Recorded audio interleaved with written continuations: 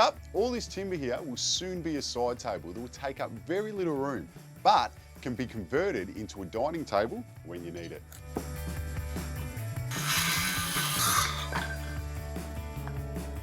With all this timber here, it will create our legs, and I'm putting them together with a halving joint. So I'll take half the thickness out of this one and half the thickness out of that, and they'll slot together to create our joint.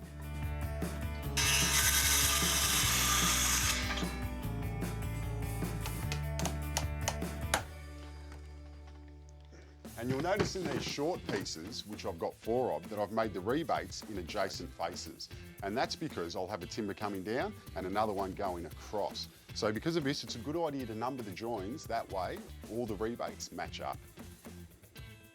One of our legs consists of 6 pieces, 2 long and 4 short. And it's important to remember that in the long length, you keep the rebate on the same face, which was different to what we did on the shorter pieces. And to join them together, I'm going to glue and dowel instead of using screws. That way we don't see any ugly fixings.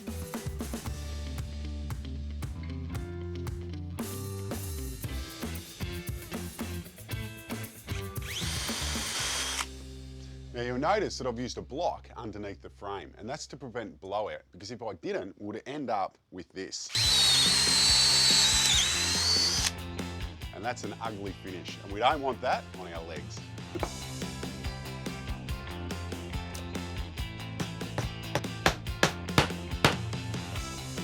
And this is where our legs take shape.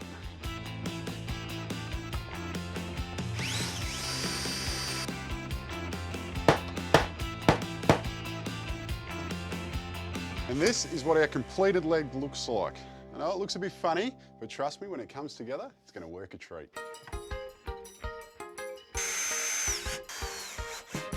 And this is where the magic happens. I've just connected 2 hinges to this bit of timber, which will allow us to join our 2 legs together and turn this from a side table into a dining table.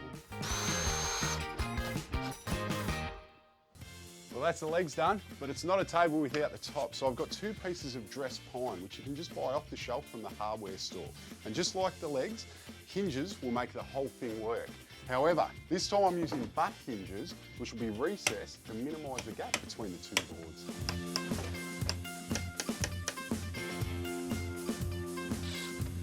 And that is the top complete. Now, we just need to bring the whole thing together. Now everything's connected.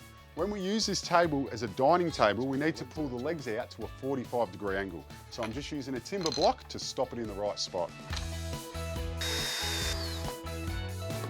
We're ready to test it out. So there we have a side table that becomes a dining table. To finish it off, I'm just putting a clear varnish on. And there you have it, a side table and dining table in one. Saving space can be very cool.